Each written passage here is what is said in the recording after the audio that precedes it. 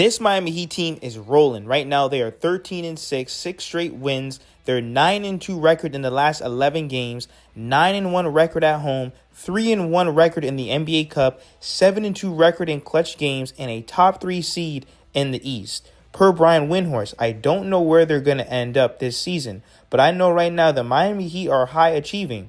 This is what the Heat do. They make the best of what they have. Probably not getting the attention they deserve. Of course we don't. Like I said, Jimmy Butler left us for dead. He quit on the team.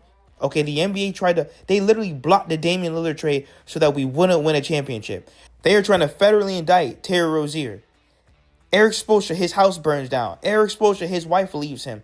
Bam is missing time. Tyler's missing time. Norman, Wiggins, they've all missed time to start the regular season. And this Miami Heat team refuses to make any excuses. Everybody and their mom in the NBA media, I told everybody during the offseason, this Miami Heat team is going to cook. There's no way that you're telling me that with Tyler, Bam, Wiggins, and Powell, that we're not going to have a good team. And now you have Khalil Ware. Now you have Davion Mitchell playing well. You have multiple guys stepping up, 1 through 15. Drew Smith, Fontecchio. Everyone is stepping up on this Miami Heat roster, and I'm so proud of this Miami Heat team. It's all gas, no breaks. Heat win their 5th consecutive game. Yep. And Tyler Hero's season debut, he had 28 points, I believe, playing within the new offense. And I got to say that the fact that the Heat are 12-6, despite Hero missing the first 6 weeks of the season, 5-6 weeks, despite Bam Adebayo being out with a toe injury, even Norm Powell missed this game. But just general in and out of that they've had, like considering that this team was not exactly sure what their identity was going to be after trading Jimmy Butler last February. I don't know where they're going to end the season. I don't know where they're going to be at Christmas, but I know right now the Miami Heat are high achieving. I won't say overachieving because that undersells them. But this is what the Heat do. They typically make the best of what they have, and the Heat are one of the early season success stories. Probably not getting the attention they deserve because Detroit and even Toronto have done it in the East, but the Heat are an Eastern Conference success story right now.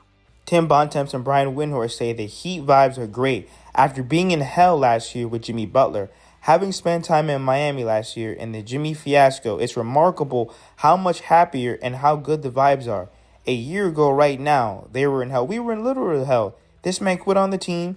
Think about it. He came to Miami and said, oh, no, it's not about my teammates. He comes to Miami and ducks. Every single time he wants to play the Miami Heat, he's nowhere to be found. But he'll run his mouth on social media about the Miami Heat. It makes no sense talking about that he's at a better organization and he's never been at such a high-quality, first-class organization. Listen, Jimmy Butler is full of lies.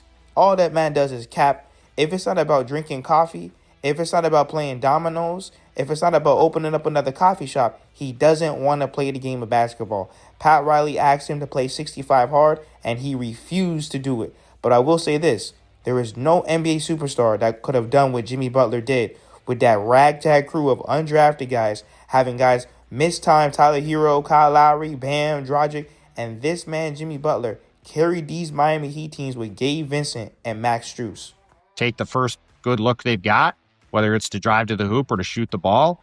And having spent a lot of time around Miami last year in the whole Jimmy Butler fiasco, it's remarkable how much happier and like how good the vibes are across the board.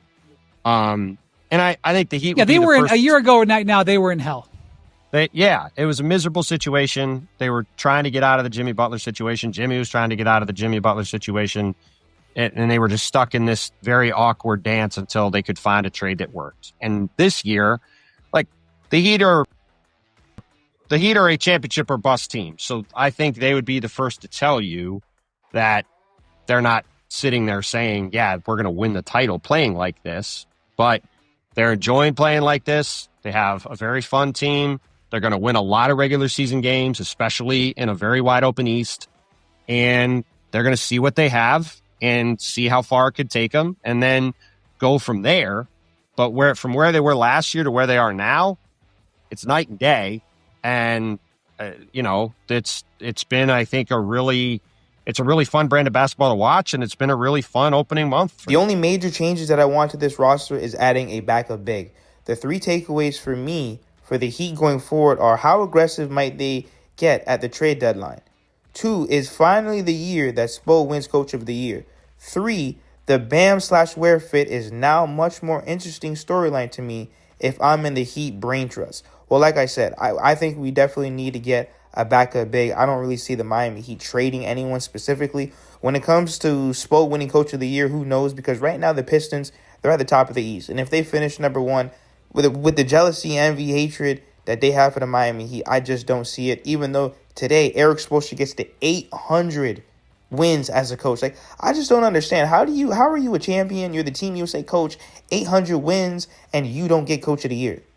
And then when it comes to the Bam and Ware fit, I know they didn't start, both of them didn't start tonight versus Milwaukee, but how do you bench Khalil Ware when he's playing like that? I'm sorry. I know Davion's great, but we're really going to have to sit down with Spo and say, okay, how is this starting lineup going to work? How is the rotations going to work? Because you're going to have to stagger guys. I understand they want to, everyone wants to see Tyler and Powell play together, and that's fine. But at the same time, we need to have a starting lineup that we're maximizing our guys. Also, too, we might have to shorten the rotation. If we have to play slower, if the points come down a little bit, I'm fine with that. I want to see a well-run offense, and I want to see a well-run rotation. If we don't have those two things, I don't want 20 guys playing. All right? Even if we have to slow it down, I don't care. But we have to make this work. We have to be able to see the potential of this team when everyone's healthy, and it's going to take a few games to actually see that. The 3 takeaways for me for the Heat going forward are they're even better. I was a Heat optimist, and they're even better than I thought. And what does that do to their calculus at the trade deadline? How aggressive might they get? Number 2, is this finally going to be the year that Eric Spoelstra wins Coach of the Year?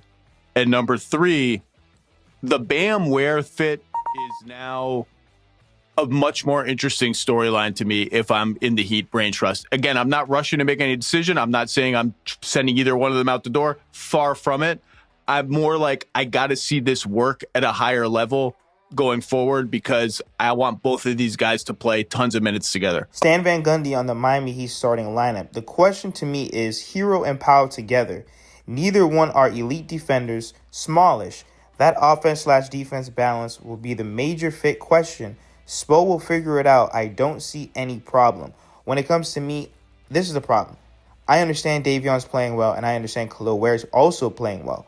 But right now, Khalil Ware, he's averaging 15 and 15. This man's pretty much almost putting up 20 and 20.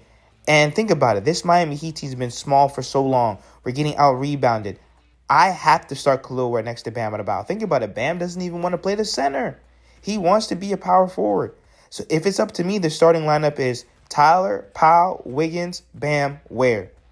Have Davion come off the bench. If that means that Drew Smith loses minutes, he loses minutes. It is what it is. But right now, for this iteration of this Miami Heat team, Khalil Ware is dominating, and you have to continue to go with that.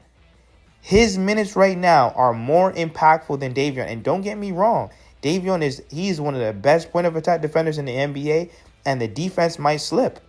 But once again, like I said, we're small and we're having rebounding problems, and Khalil Ware can potentially fix that. That's the kind of lineup that I want to see, and we have to give Spo the time, tinker with the rotations, stagger guys, and see who's going to play and cut this rotation down a little bit. And Spo's going to have a lot of tricky rotation decisions to make, starting with, what's the starting and closing 5 of the team? That's going to be a tough one because it was easy for the fit, at least last night. The question's going to be, to me, Tyler Hero and Norman Powell together. And neither one of them are elite level defenders. They're both a little smallish, especially playing off the ball. And so that offense-defense balance, the sharing the ball, that's going to be, I think, the major fit question. Spo will figure it out. I don't see any problem, but that will be the question we'll probably be watching going forward in terms of fit. This Miami Heat team is rolling. The NBA media, they're finally starting to wake up. All we have to do is continue to be patient. Let's go Heat.